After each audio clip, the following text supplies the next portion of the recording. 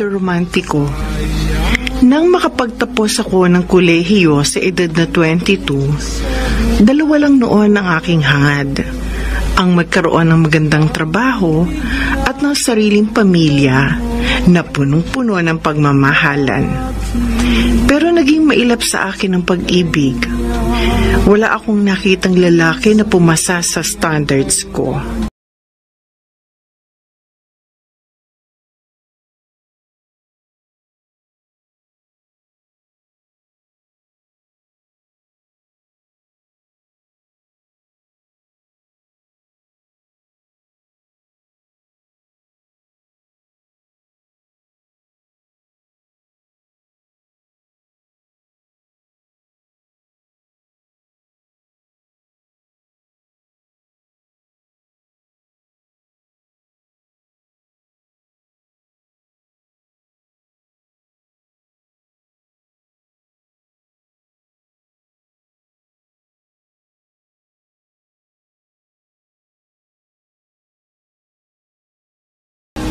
Di ba may lakad kayo ni Manuel mamayang hapon? O bakit hindi ka pa naghahanda? Maaga pa po, Ma. 4:00 pa naman po yung usapan namin. Ganun ba? Opo. Oh, kumusta na ang soon-to-be bride? Ay, bakit parang malungkot ka? Kinakabahan po ako. Ha? Bakit ka naman kakabahan, anak? Mabuting lalaki si Manuel, masipag, mapagmahal, at higit sa lahat, may kinabukasan ka doon. Sinasabi ko sa'yo, hindi ka magsisisi na siyang pinili mong mapangasawa. Oh, mahal mo ba talaga si Manuel? Oo po, Ma. Oh, mahal ko po siya. Bakit may pag-aalinlangan ka? Hindi naman ako nag-aalinlangan kay Manuel. Pero syempre, hindi ko rin po maiwasan ang kabahan. Lalo na't ilang araw na lang, pag-iiba ng takbo ng buhay ko. Alam mo, para mawala yung mga kaba mo, ay magdasal ka. Hilingin mo sa itaas na bigyan kanya ng lakas ng loob para harapin ang bagong yugto ng iyong buhay may asawa.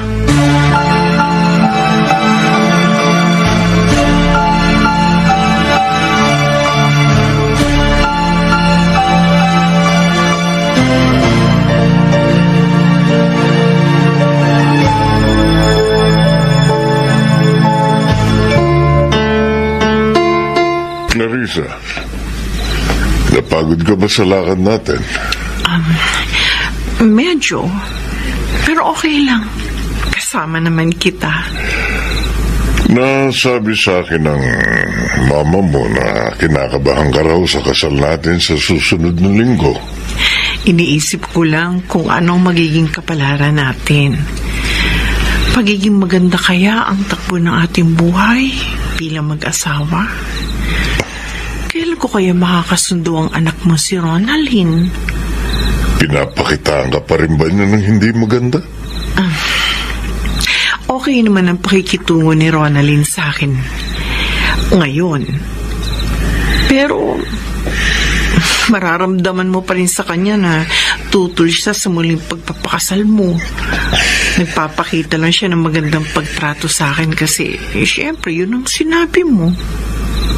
Nakausap ko ng anak ko tungkol sa panibagong buhay na tatahakin natin. Nangako naman siya sa akin na uunawain niya ang lahat at handa ka raw niyang igalang bilang stepmother niya. Well, siguro nga sa kalooban niya tutol pa rin siya sa relasyon natin, pero alam ko matatanggap din niya ang lahat balang araw. Manuel, huwag ka nang mag-alala. Dapat pareho tayong masaya dahil malapit na ang ating espesyal na araw. Manuel, salamat. At akong napili mong mahalin. Sa Diyos tayo dapat magpasalamat dahil pinagtagpo niya tayong dalawa.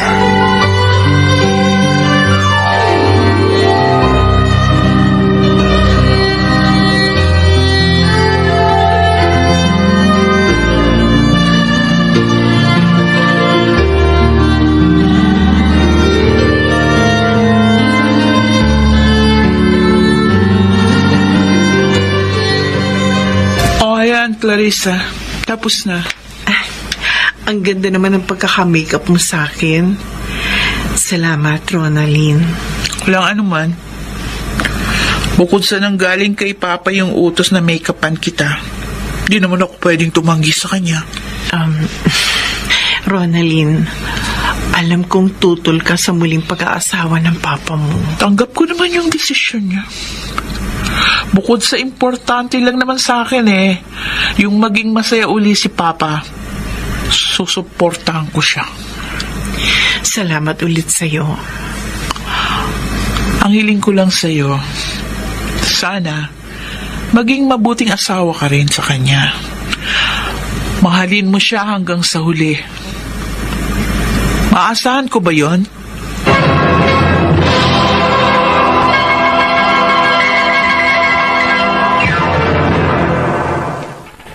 Mr.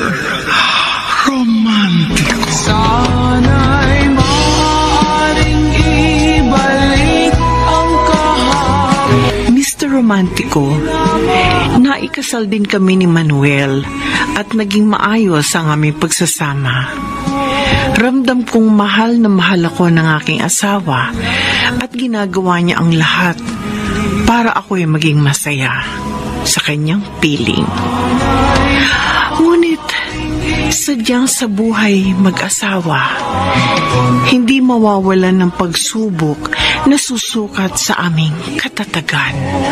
Sa dalangin ay hindi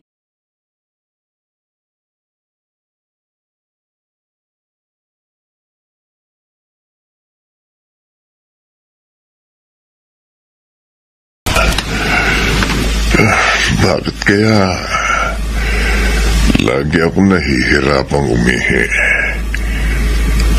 Tapos pag nakaihi na ako, may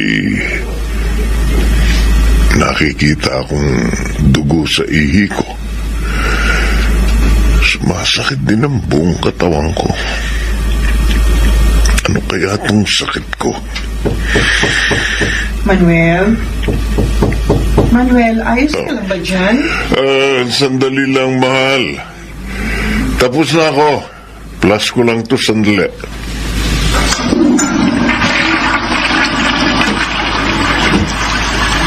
Oh, gagamit ka ba ng banyo? Hindi. Manuel. May nararamdaman ka ba? Wala. Ay, kita mo naman. Ang lakas-lakas ko, ang liksik ko pa. Napapansin ko kasi, parang may iniinda kang sakit sa katawan. Oh. At saka, pumapayat ka. Uy, alam mo namang on diet ako, di ba? Diet ba yung kumain ka ng 3 chicken barbecue kanina sa birthday party ng apo mo? Nako. Tana na nga sa kwarto, mahal. Kinaantok na rin ako Ayan. Pasok na. Halika na.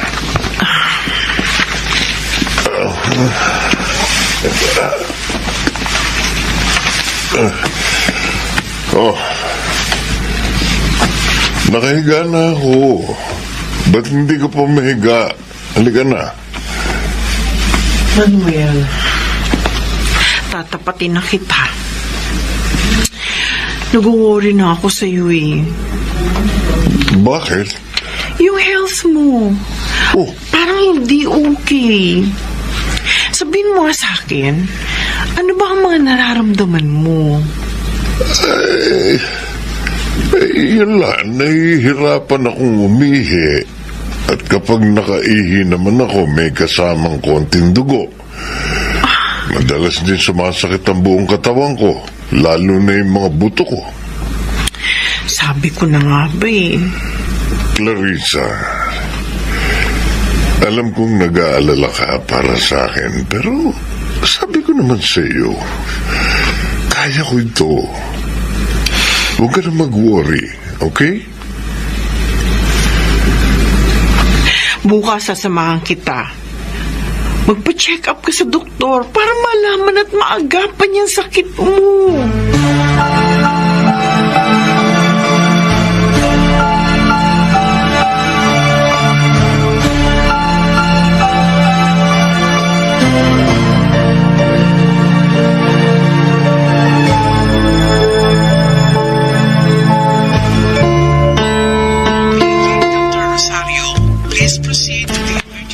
Manuel, ano sabi ng doktor?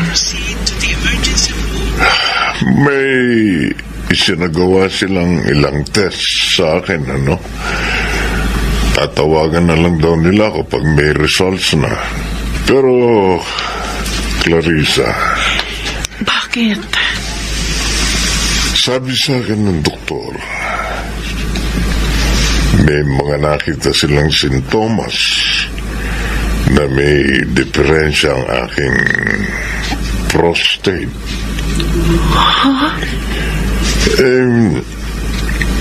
Isa pa, yung papa ko, prostate cancer ang ikinamatay. Kaya may posibilidad na magkaroon din ako ng ganoon. Diyos ko. Espekulasyon pa lang yun. Hintayin muna natin lumabas yung mga resulta ng lab test. Manuel. Sakali mang may prostate cancer nga ako, hindi mo naman ako iiwan, di ba? Sasamahan mo kung lumaban hanggang sa gumaling ako. Oo naman. Manuel, hindi kita iiwan. Ano man yung nararamdaman mo, naririto ko para tulungan at alagaan ka.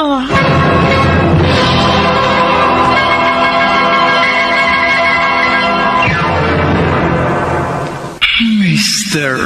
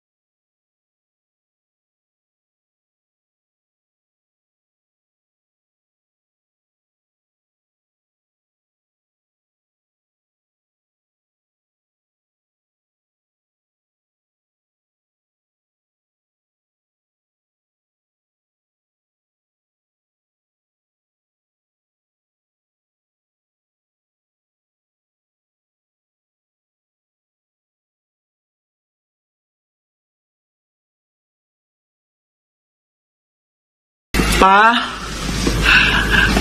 nakapagluto na ako ng pananghalian, O aalayan ko kayo papunta doon sa mesa. Wag na. Ha? Nakakatayo't nakakalakad pa naman ako. Salamat, Ronaldin. At nagkaroon ka ng oras na dalawin ako. Hindi ba ako nakakaistorbo sa trabaho mo? Huwag kayo mag-alala pa. Home base yung trabaho ko, kaya hawak kong oras. Okay. Balik ka na. Ayan na. Upo na kayo sa mesa pa. Salamat, anak. Wala yun. Siya nga pala. Anong oras ang uwi ng asawa niyo? Ay, mamaya pang 7:00 ng gabi ang uwi noon. Ganun ba? Kaya pala hindi niya kayo naaalagaan. Anak, tumutulong si Clarissa sa pagpapagamot ko, kaya nagdodoble kayod siya sa trabaho. Pero malaki naman yung naipon yung pera, di ba? Oo, malaki nga, pero sa sakit ko, madali yun mauubos kung dun lang kami aasa sa ipon. Sa totoo lang, nagigilty ako dahil parang nagiging pabigat na ako kay Clarissa. Huwag kayo magsalita ng ganyan pa. Nung meron naman kayong trabaho, nakinabag din naman siya sa inyo, Lagi kong ipinagdarasal sa Diyos na sana'y gumaling ako sa sakit kong ito.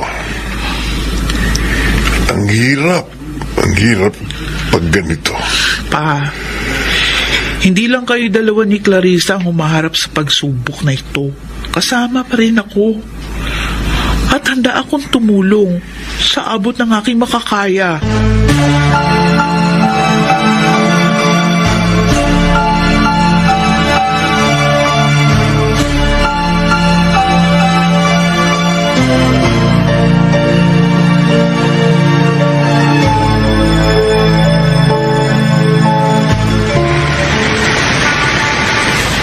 Ano ba naman yan? Wala akong masakyan jeep. Paano ko makakauwi nito? Kamusta na kaya si Manuel? Naku. Tricycle! Tricycle kayo dyan! Wala kayong masasakyan jeep ngayon kasi strike. Ayaw aprobahan ng gobyerno yung hiling nilang taas pasahe. Ako, kung magta-tricycle naman kayo. ako, Please, sigurado ano? mahal ang pamasahe mula Freeport area hanggang Biara. Ikaw, miss, likalaga. Lagyan na sa tricycle ko. Magkano ang pamasahe, Manong? Manong talaga? Tignan mo naman ang itsura ko. Mukha ba akong manong? Ay, sorry, bossing. Bata ka pa pala. Tingin ko, magkasingidad lang tayo eh. Teka, saan ka ba, miss? Sa Biyaan. Yan? Oo. Ako, malayo nga yun ah. Pero sige. Yatid kita sa Biyan. 30 lang ang pamasahe. Mura lang pala. Oo, mura lang. Sige, sasakay na ako. Kailangan ko na kasi makauwi ng bahay.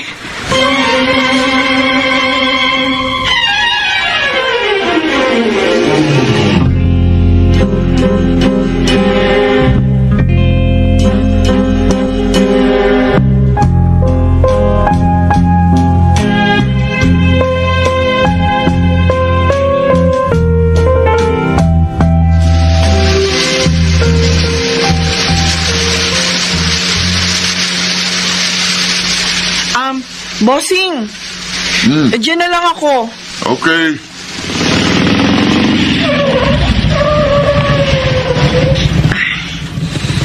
Etong bayad ko, 30 pesos yan. Salamat, ha? Wala yun. Sakay ka ulit sa tricycle ko. Sa ulitin, ha? Sure, bossing.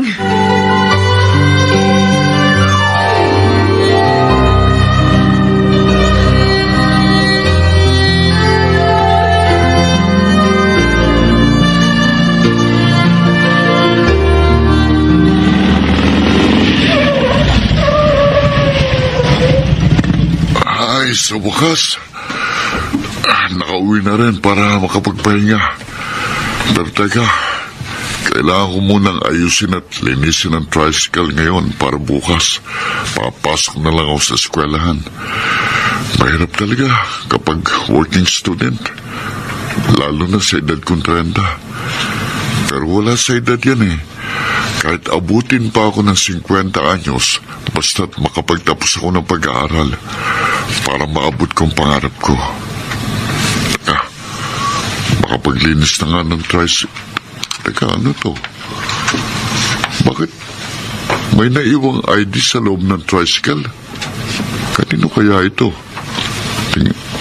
Aba, kay Miss Beautiful pala ito. Na taga Biyaan. Clarice Mendoza palang pangalan niya. At nagtatrabaho sa isang factory sa Freeport area. Abang ako sa bukas at ibabalik ko ito sa kanya. Pagkakataon ko na rin para mapalapit kay Miss Beautiful.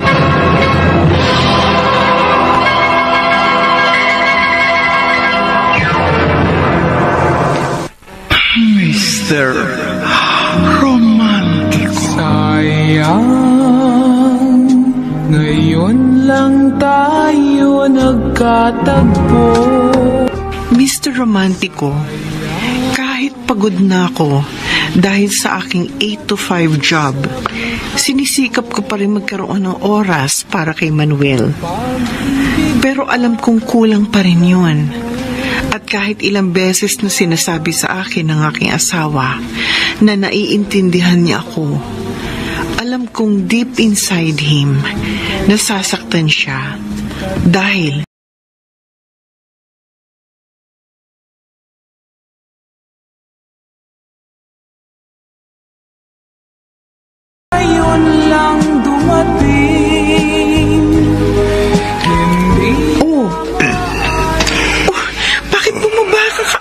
agad.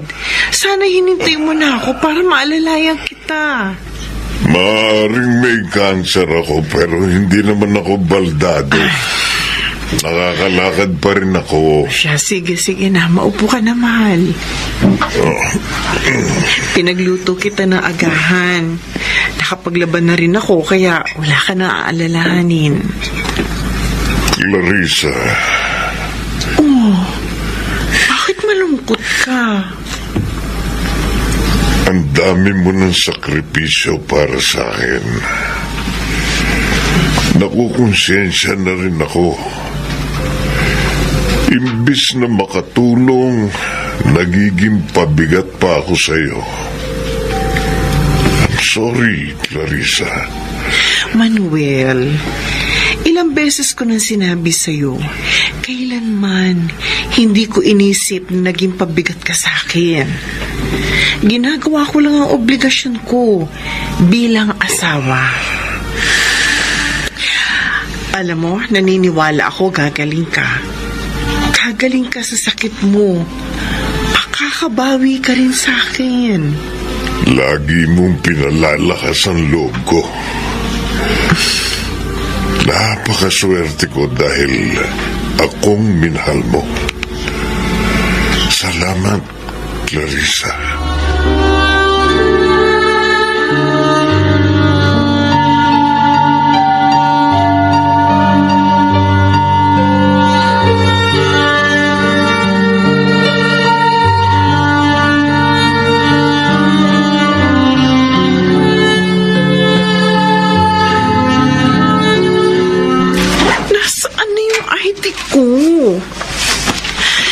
Hindi pwede mo wala yung malilate na ako sa trabaho. Ano ba naman yan? Anong hinahanap mo, mahal? Yung ID ko, nawawala eh. Hindi ko alam kung saan ko nailagay. Oh, Baka nahulog sa bag ko kagabi ah. Naku, magkakaproblema ako nito pagpasok sa trabaho. pwede sabihin mong nawala yung ID mo para igawa ka uli nila ng bago. Pa, dito na ako. Ay, bukas pinto. Sandali, Ronaldin.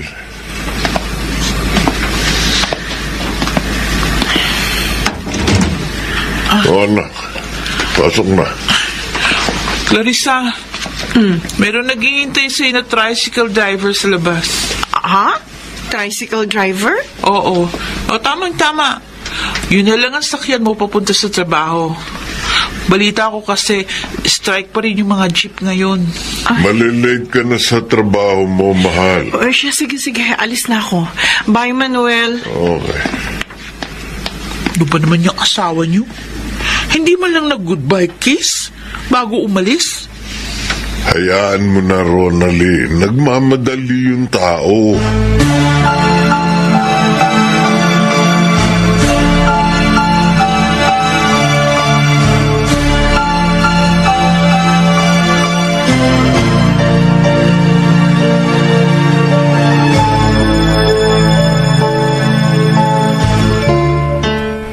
Clarice? Ay, ikaw pala yung sinasabing tricycle driver na naghihintay sa akin. Bakit mo nga pala alam ang pangalan ko? Ito, naiwan mo sa loob ng tricycle ko kagabi. Ay, ang ID ko. Ay, naku, buti naman at nakita mo to. Namumroblema na nga ako kanina pa kakakahanap dito eh. Salamat, bossing ha. Benny. Salamat ulit, Benny. Nga pala, sino yung babaeng napagtanungan ko nang pumasok sa loob ng bahay mo? Medyo masungit eh. Ah, yun? Stepdaughter ko yun. May asawa ka na pala. Oo. Pero nasa bahay lang siya kasi may sakit eh. Yung anak ang nag-aalaga sa kanya habang nasa trabaho ko. Ah, ganun ba? O ano pa hinihintay natin? Sakay ka na. Malilate ka na sa trabaho mo. Mabuti pa nga.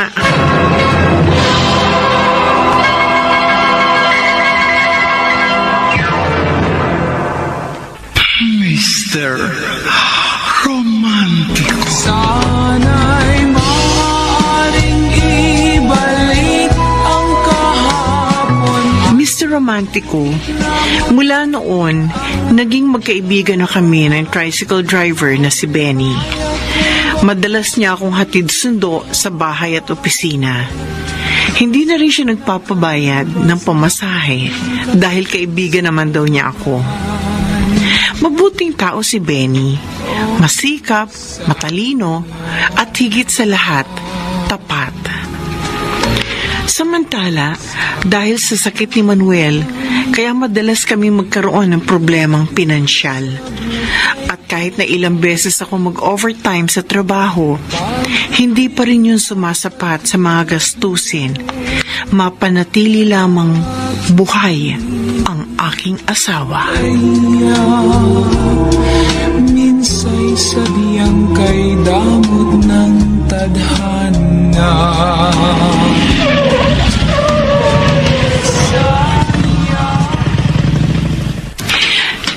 Salamat ulit sa paghatid sa akin dito sa bahay, Benny, ha? Pagod na pagod ka eh.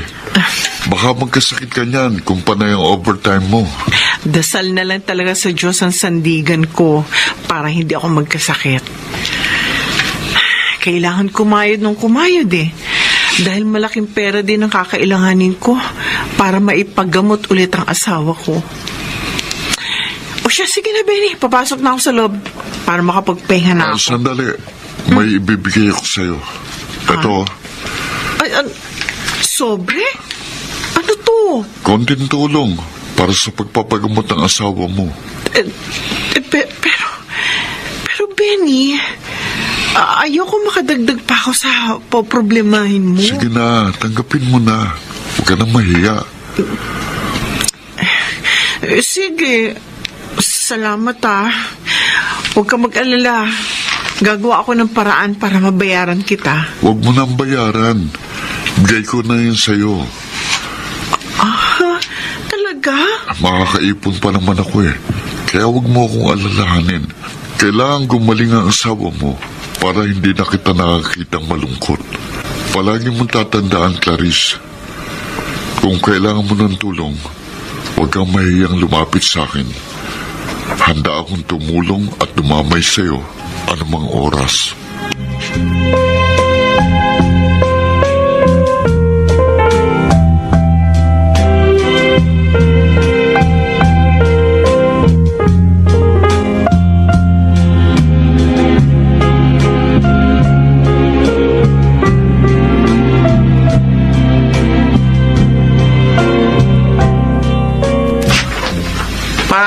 Eto na. Niluto ko para sa inyo. Ay! Clarice, nandito ka na pala. Maaga yata uwi mo. Oo, maaga ko kasi natapos yung trabaho ko sa opisina. Kaya pinauwi na ako ng boss ko. Uy, dapat ka lang pa uwi ng maaga. Ay, mukha ka ng haggard. Ano nga pala yan niluto mong pagkain, anak? Ginisang pechay tsaka repolyo na may konting karne ng baboy. Oh. Hindi ko din namihan yung karne kasi bawal sa inyo. Mukhang masarap. Ay, tara, kumain na tayo. Mahal, siya nga pala. Naaprubahan yung vacation leave ko ng 5 araw. Kaya masasamahan kita pagbalik natin sa ospital. Buti naman. Para magkaroon ka ng panahon sa asawa mo. Samantalahin mo na rin yan para makapagpahinga ka. Yun nga, mahal. Kailangan na kailangan ko talaga ng pahinga. Ay, siya nga pala. Meron akong tatanong sa iyo, ha? Kaano-ano mo yung tricycle driver na madalas na naghahatid sundo sa iyo? Kaibigan ko. Talaga? Kala ko pinsan mo. Kasi napapansin ko, close kayong dalawa. Kaibigan ko si Benny. At saka siya na rin yung inuupahan ko para ihatid sundo ako sa trabaho. Alam mo naman dito sa lugar natin, mahirap mag-commute. Kailan pa yan? Nung nakaraang buwan pa yan pa, kasi napapansin ko, imbis na pumasok agad sa loob ng bahay ang si Clarice, nagkukwentuhan pa sila ng lalaki. Sa totoo lang ha, ang pangit tignan na nakikipagkaibigan ka sa ibang lalaki. Eh alam mo naman na may asawa ka na. Wala naman kami ginagawang masama. O hindi mo ba naisip na pwede kayong pagchismisan ng mga kapitbahay kapag nakita kayong palagi magkasama ng tricycle driver na yun. Ano? Clarissa, may punto si Ronaldin. Alam naman natin marami tayong kapitbahay na chismosa. Ayaw kong makarinig na meron silang sasabing masama sa'yo. Manuel, nagsiselos ka ba? Hindi. Sige. Susundin ko ang sinabi ni Ronaldin. Basta Manuel, palagi mong tatandaan na wala kang dapat na ikaselos kasi ikaw lang ang mahal ko.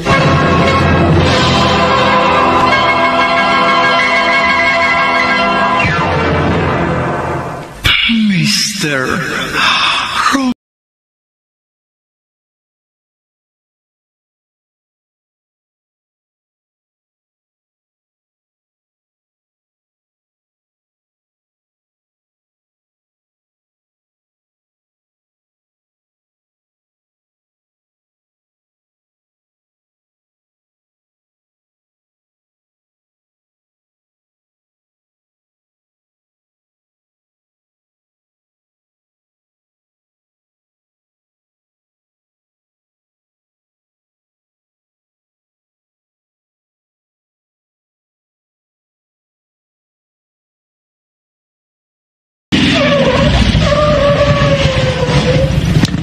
Oh, nandito tayo sa tapat ng barangay hall ng Biyaan. Dito mo na ako ihahatid sundo sa tapat ng barangay hall, ha?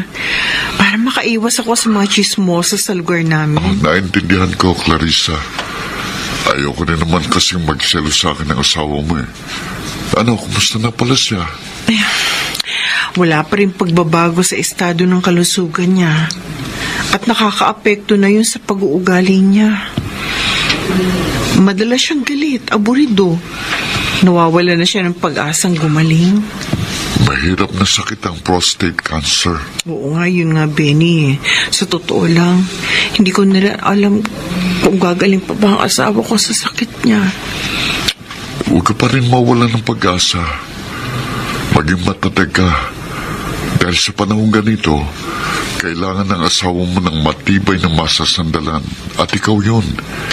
Ipakita mo sa kanya na matatag ka, matapang ka, para hindi siya mawalan ng pag-asa at lumabang pa rin para sa buhay niya. Alam mo, Benny, ikaw ang nagpapalakas ng loob sa akin. Kung hindi tayo nagkakilala, baka matagal na akong sumuko. Maraming salamat at palagi kang nandyan sa tabi ko para tumulong. Ginagawa ko ito kasi mahalaga ka sa buhay ko.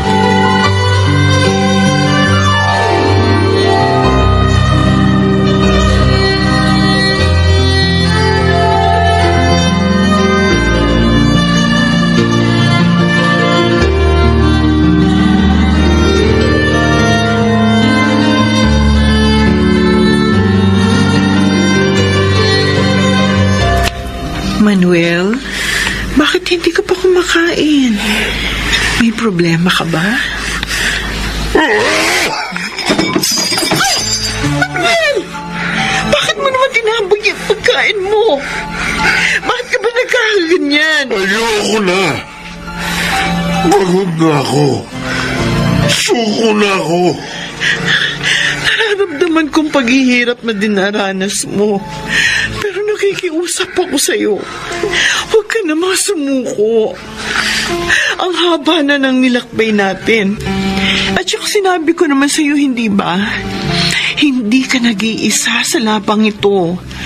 Kasama mo ko, Manuel. Magtutulungan tayo hanggang sa gumaling ka. Nakukonsensya na ako, Clarissa. Nakikita kong hirap ka na dahil sa akin. Hindi ko na kayang makita ka na ganyan. Ayoko nang maging pabigat sa'yo. Manuel, ilang beses ba sasabihin ko sa'yo, hindi ka pabigat? Naiintindihan kong pinagdaraanan mo. Hindi mo kasalanan magkasakit, Manuel. Ang kailangan mo sa ngayon, matibay na pananampalataya sa Diyos. Clarissa! Sana, tama na. Tama na, Manuel. Gagaling ka rin. Magtiwala lamang tayo sa Diyos.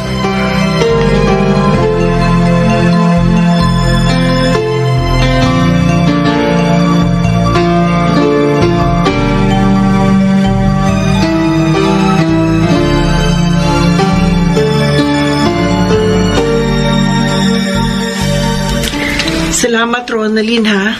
At dumating ka na maaga para bantayan si Manuel. O paano? Alis na ako, ha? Kailangan kong pumasok na maaga sa trabaho. Okay.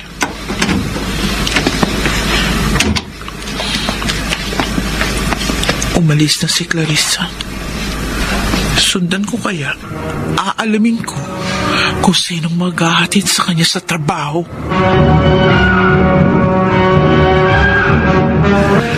Ayun si Clarissa. Naghihintay sa tapat ng barangay hall. Hindi niya ako makikita dito dahil nagtatago ako sa likod ng van. Ay, may humintong tricycle. Yun na namang tricycle driver na kaibigan niya ang maghahatid. Nagsinungaling si Clarissa sa amin ni Papa. Sabi niya, iniiwasan niya na ang lalaki na yon. Hindi kaya may relasyon silang dalawa? Kailangan malaman ito ni Papa.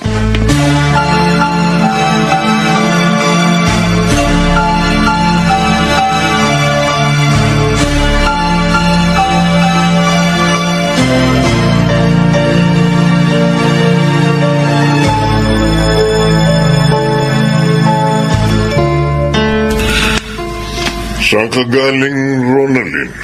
Sinundan ko lang si Clarissa pa. Kasi may kutob ako. Nakikipagkita pa siya dun sa tricycle driver na yun. Hindi nga ako nagkamali. Anong ibig mo sabihin? Nagsinungaling si Clarissa sa atin. Sabi niya iniiwasan niya na yung lalaki na yun. Pero hindi.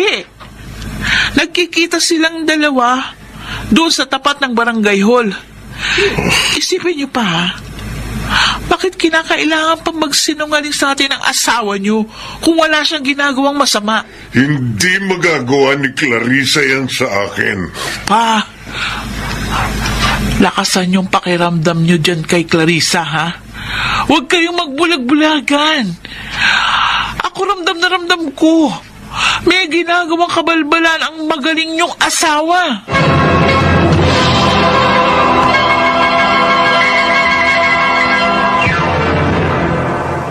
Mr. Romantic. Sayang, ngayon lang tayo nagkatagpo. Mr. Romantico, sa pagdaan ng panahon, patuloy sa pagbabago ng ugali si Manuel. Mas naging magagalitin siya. Madalas din siyang umiyak, hindi natutulog, at palaging nawawalan ng ganong kumain. Sobra akong nag-alala dahil siguradong makakaapekto ito ng malaki sa kalusugan ng asawa ko. Pero kahit anong saway at pakiusap ko kay Manuel, hindi siya nakikinig sa akin. Si Benny ang naging sandigan ko sa tuwing masama ang loob ko sa aking asawa. Palagi siyang nasa tabi ko at ramdam ko na nag-aalala siya sa akin. Pero aaminin kong malapit na akong bumigay.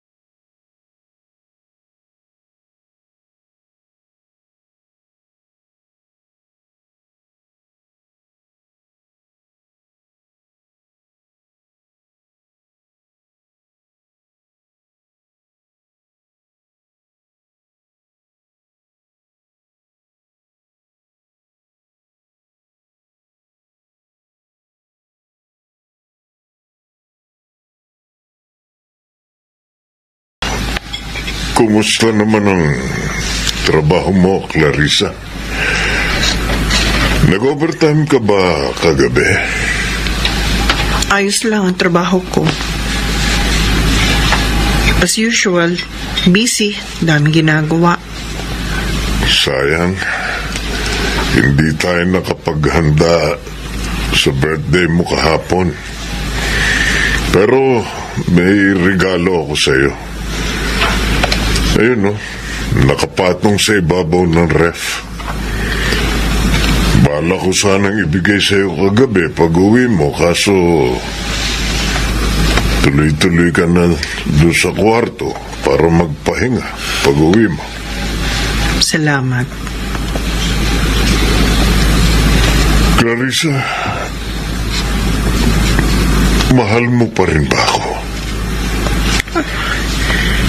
Oo naman. Bakit mo naman naitanong yan? Iba kasing nararamdaman ko. At ano naman yung nararamdaman mo?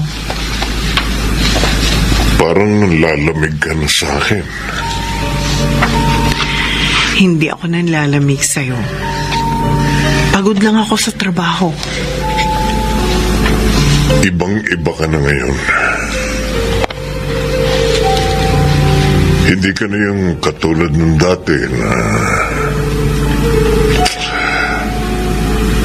Well, kung sa bagay,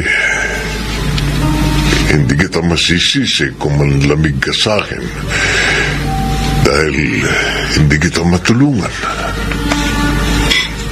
Pabigat Ayan lang ka na ako. naman eh. Paulit-ulit ka na lang.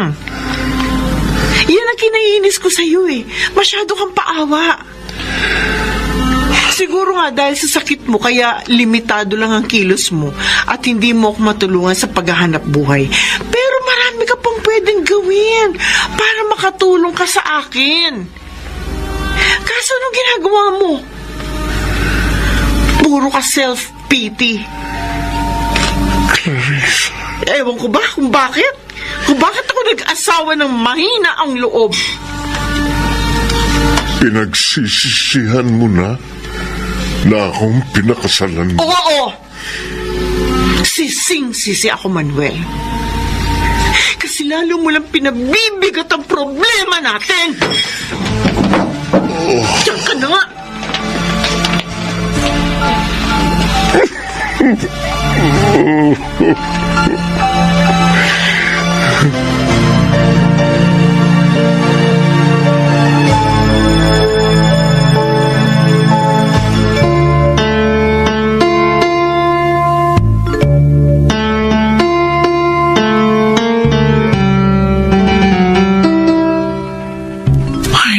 Clarissa, mabuti naman at dinalaw mo ako dito sa bahay. Miss na kita. Kayo rin po, Ma. Namiss ko po kayo. Pasensya na kung hindi ako masyado nakakadalaw dito sa inyo. Oo, maupo ka muna, anak. Salamat po. Oh, kumusta na pala yung asawa mo? Ayun. Palala ng palala ang sakit. Pati yung ugali niya naapektuhan na rin. Kaya ka ba napadalaw dito? Dahil nagtalo kayo mag-asawa? Opo, Ma. Paano ba naman kasi? Ang hina ng loob niya. Mabigat na nga po yung problema namin. Lalo pang bumibigat dahil sa pag-uugali niya. O anak, pagpasensyahan mo na lang ang asawa mo. Alam ko mabigat na pagsubok yung pinagdadaanan nyo. Pero hindi pa rin yung dahilan para bumitiw kayo. Ma, pareho. pagod na ako. Hindi ko na alam ang gagawin ko sa kanya. Gulong-gulo ng isip ko sa kahanap ng solusyon sa problema namin. Pagod na akong kumilos mag-isa. O ano ngayon ang plano mo? Hihiwalayan mo na ba ang asawa mo?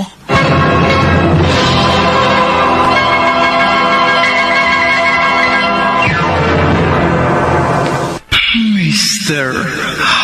Romantic. Sana'y romantiko, pumasok na sa isipan kong hiwalayan na si Manuel. Dahil aaminin kong unti-unting nawawala ang pagnanais kong makasama siya.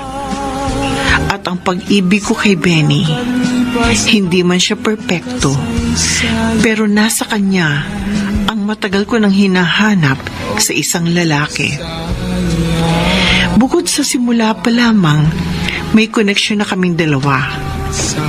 Kung totoo ang soulmate, sigurado akong si Benny yon. Sayang nga lang, huli na siyang dumating sa buhay ko. Kung kailan wala akong kalayaang umibig.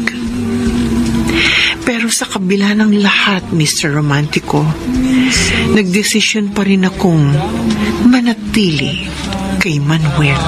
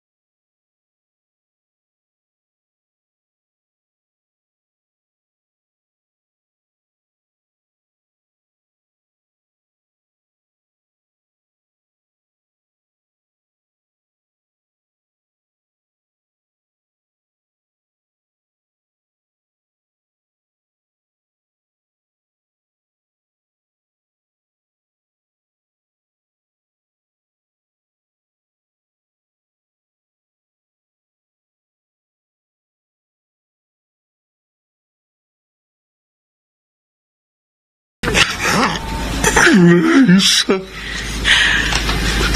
Patawarin mo ko kung nasabi ko yun. Hindi ko sinasadyang masaktan ang damdamin mo. Pero yun ang totoo, Manuel. Bakit nawala ang pagmamahal mo sa akin? Dahil ba sa may sakit ako at naging pabigat na ako sa iyo? Dahil ba sa malapit na akong mamatay? Manuel! Alam mo,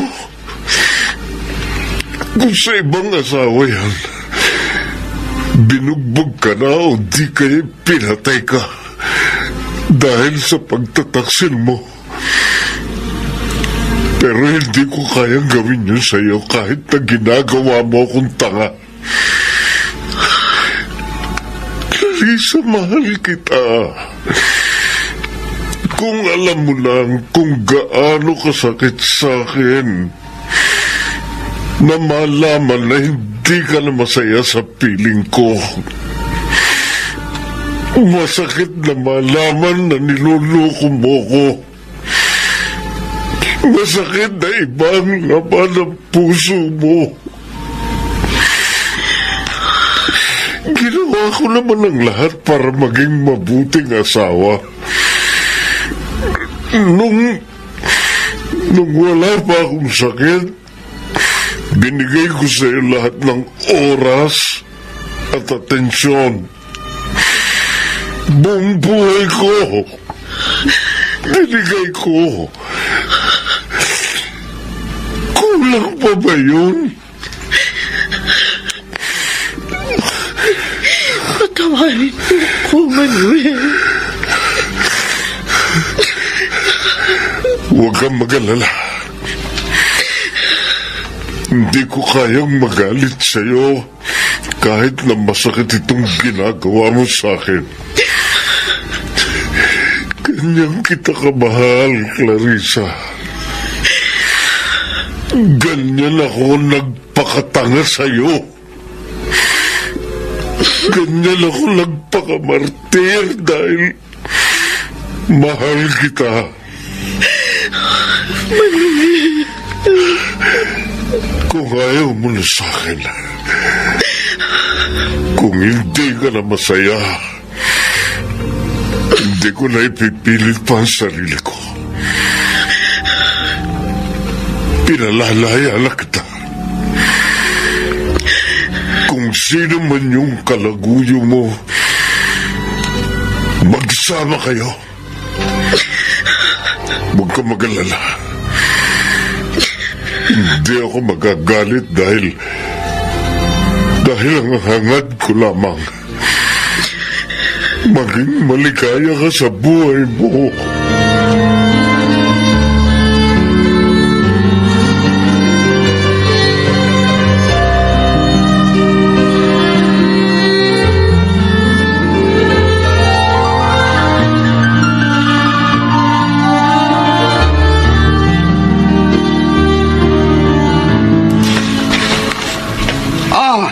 Clarissa, napadalaw ka na naman. Bakit may dala kang bagahe? Ma, umalis na po ako kay Manuel. Hiwalay na kayo? Opo. Nakipaghiwalay na ako, Ma. Ganun ba? Ay, nakakalungkot naman. Ay, halika. Pumasok ka muna. Halika, dito tayo sa loob ng bahay. Oh, nagugutom ka na ba? Ipaghahanda kita ng makakain. Nakapag-agahan na ako, Ma. Bago pa ako pumunta dito. Bakit kayo nag-away ng asawa mo? Nag-away ba kayo? Hindi naman kami nag-away, Ma. Pero kasi kailangan po namin gawin ito para hindi na lalong masaktan ang mga kalooban namin. O wag po kayong mag-alala. At si Manuel mismo ang nagpalaya sa akin. Ano bang dahilan? Bakit umabot kayo sa ganong sitwasyon? Aaminin ko na sa inyo, Ma. May iba akong mahal. Sino? Benny po ang pangalan niya. Pero wala pa po kami relasyon. Sigurado ka ba sa mga nararamdaman mo? Hindi ko ma-describe kung gaano ko kamahal si Benny, Ma. Pero isa lang ang sigurado ko. Mas mahal ko siya kaysa kay Manuel. Nire-respeto ko yung desisyon mo, Clarissa. Pero hindi ka ba nakukonsensya sa ginawa mo kay Manuel? Iniwan mo ang asawa mo sa gitna ng kanyang karamdaman. Wag naman sana, pero alam mo, kutob ko dahil dyan sa ginawa mo. Baka mas mapadali ang kanyang buhay. Ma, Kakayanin mo ba na kapag may nangyaring masama sa asawa mo, syempre hindi. naku anak, sana nilawakan mo muna ang pag-iisip mo bago mo hiniwalayan si Manuel. Marahil may pagbabagong nangyari sa kanyang ugali, pero buo ngayon ng takot at pangamba. Dala nga nung sakit na nararamdaman niya. Kailangan niya ng pangunawa at karamay. At ikaw ang inaasahan niya. Nagagawa nun kasi asawa ka. Pero Ma, ginawa ko na yun. Alam ng Diyos na hindi ako nagkulang sa kanya. Sana hindi mo pa rin siya iniwan. Anong gusto niyong gawin ko, Ma? Ang magtiis sa piling niya? Hanggang kailan? Hanggang kailan ko gagawin yun? Paano naman ako ang puso ko, ang mga nararamdaman ko? Oo, nakukonsensya ako kasi tinalikuran kong obligasyon ko sa kanya bilang asawa. Pero Ma, ayoko namang mabuhay sa panghihinayang dahil hindi ko nakasama ang totoo kong mahal. Clarissa, sa mata ng Diyos at ng batas, kasal kayo ni Manuel. At ang ginawa mong pagtalikod sa asawa mo ay isang malaking kasalanan. Handa ko pong harapin yun, Ma. Ay sana, hindi mo ito pagsisihan sa huli.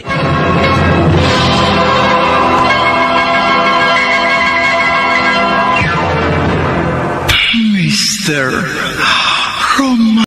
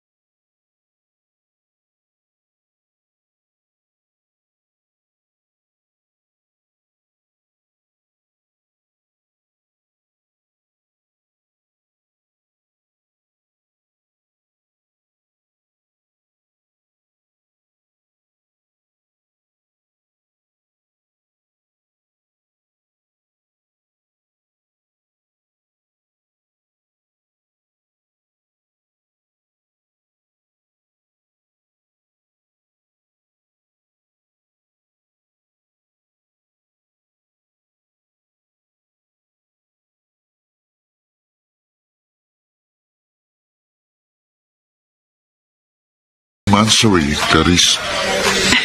Same to you, Benny. Masaya ako ngayong first monthsary natin.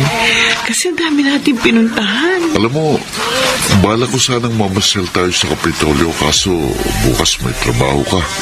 Kaya dito na lang kita dinala. Ayos naman sa akin tong lugar na to. Masaya. At saka magandang mga tanawin. Gusto ko sanang maikasal tayong dalawa kaso hindi pwede. Papel lang naman ang kasal. Ang importante, nagmamahalan tayong dalawa. Pwede naman tayo maging maligaya kahit hindi tayo kasal. Pero kung sakali mang pwede na tayong ikasal, yayayain kita agad. Ang tanong ko lang, tatanggapin mo kaya ako bilang asawa? Oo naman. Kung noon pa tayo nagkakilala at inayang mo kong magpakasal, tatanggapin ko agad at magiging proud ako na tawaging misis mo. Salamat, Clarice. Kahit maraming tutol sa ating relasyon, nandyan ka pa rin at ipinaglalaban ang pagmamahalan natin.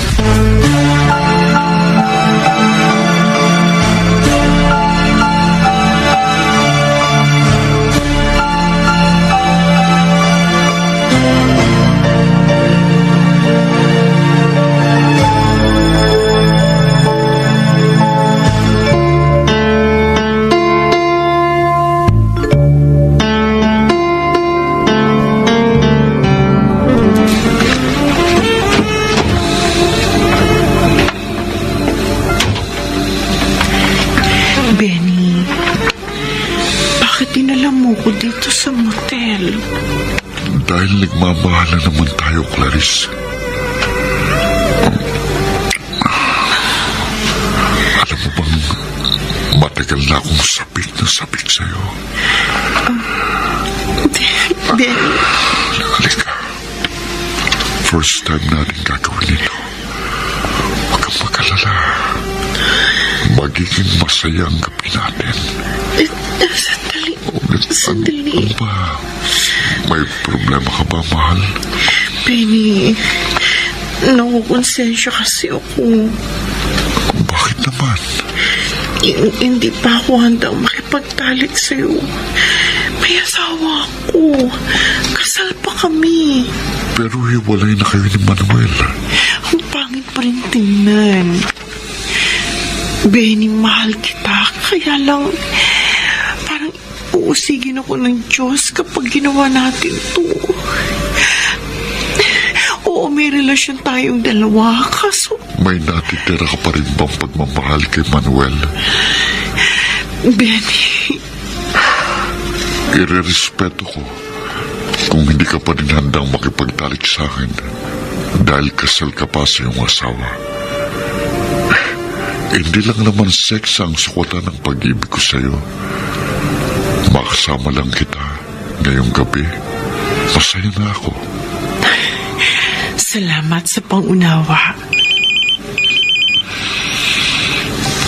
Yung cellphone mo nakikinig. Oo nga. Teka, titingnan ko. Ay, si Ronaldin.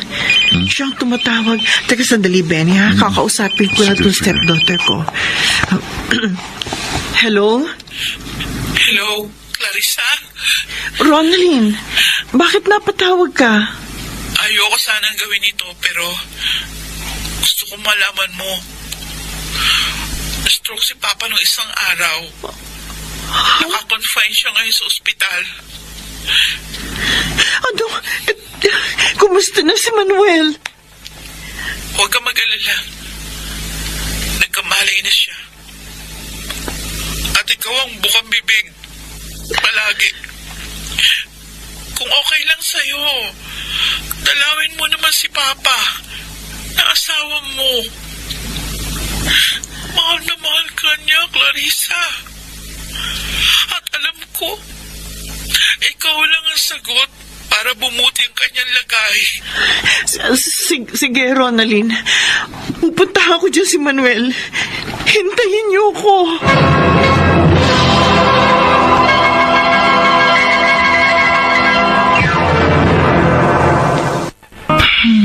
Mr. Romantiko. Sayang, ngayon lang tayo nagkatagpo. Mr. Romantico, nag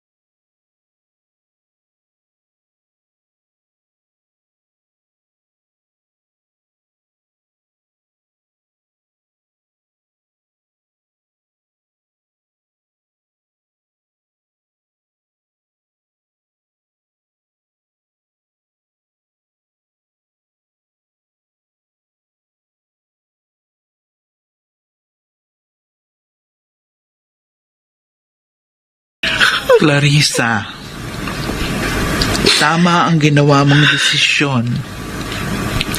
Mahal ko si Benny, Ma. Naniniwala ako na sa ngayon, naguguluhan ka sa mga nararamdaman mo. Pero alam kong darating ang panahon na mapagtatanto mo na tama yung ginawa mong pakikipaghiwalay kay Benny. Hindi ko ipipilit sa iyo na pakasalan mo si Manuel kung hindi mo siya mahal. At lalong hindi ka babalik sa kanya kung si Benny talaga ang mahal mo. Nakita ko kung gaano mo kamahal si Manuel noon. At alam kong maibabalik mo rin yun sa kanya. Ma. Tama na. Tumahang ka na. Basta ang maipapayo ko lang sa iyo, mahalin mo si Manuel tulad ng pagmamahal na binibigay niya sa iyo. Hindi man siya perpekto, alam kong magiging masaya at mapapabuti ang pagsasama niyo basta't sabay kayong babangon at walang takot na haharapin ang anumang pagsubok na darating sa inyong buhay.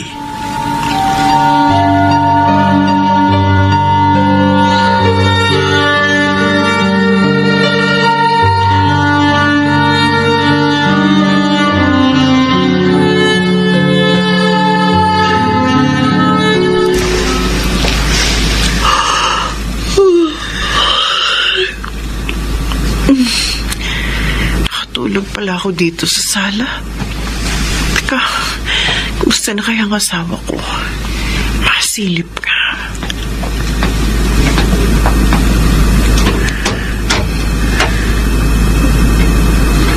Si Manuel, natutulog pa rin. Teka, natutulog siya na walang unan at kumot.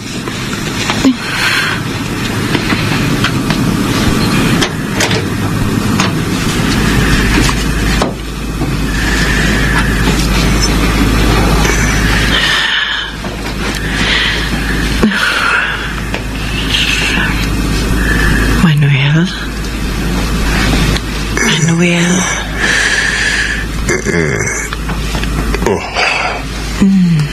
Nakatulog ka na walang unan at kumot. Eto. Salamat. Ako nang magkukumot sa'yo, ha? Ayan. Sa susunod, huwag kang matutulog na walang kumot at unan. Malalamigan ka niyan. Bukas na bukas pa naman yung bintana. Mahalaga pa rin pala ako sa iyo. Siyempre naman. Asawa kita. Sige, matulog ka na ulit. At matutulog na rin ulit ako. Sandali, Clarissa. Bakit? Total, gising na rin naman tayong pareho. Pwede ba tayong mag-usap? Tungkol saan? Kaya ka ba bumalik sa akin? Dahil sa pagmamahal mo sa akin? O dahil sa awa lang? Pareho. Mahal kita, Manuel. At ayoko nakikita kang naghihirap o nasasaktan. Hindi ko kaya. Oh, Clarissa. Ibabalik ko sa iyo ang tanong. Mahal mo pa rin ba ako? Alam mo, pagkamatay ng unang asawa ko, wala akong ibang minahal na babae kundi ikaw lang. Hindi ko kailanman naisip na tumingin sa iba. Hindi ako nagtaksil at lalong hindi ko inisip na makipag-iwalay sa iyo. Dahil para sa akin, ikaw lang ang kaisa-isang babaeng bumubuo ng buhay ko. Ikaw lang ang lakas ko. Ikaw lang ang dahilan. Kaya patuloy pa rin akong lumalaban para mabuhay. Manuel. Patawarin mo ko kung naging mahina ako noon. Kung madali akong sumuko. Nung nawala ka, napagtanto ko lahat ng mga sinabi mo. Pinilit kong bumangon. Sinikap kong ibalik ang dating pagnanais kong mabuhay ng masaya. Kailangan ko lang maging matapang sa pagharap sa bawat pagsubok ng buhay. Kaya nung bumalik ka sa akin, ipinangako ko sa sarili ko na magbabago ako. Para hindi lang ikaw ang mag-isang haharap sa pagsubok, kundi kasama mo ako. Salamat, Manuel. Ako ang dapat na magpasalamat sa iyo, Clarissa. Dahil binigyan mo ko ng second chance. At promise,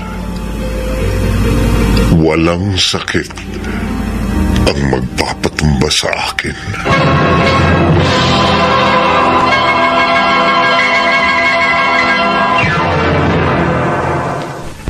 Mr.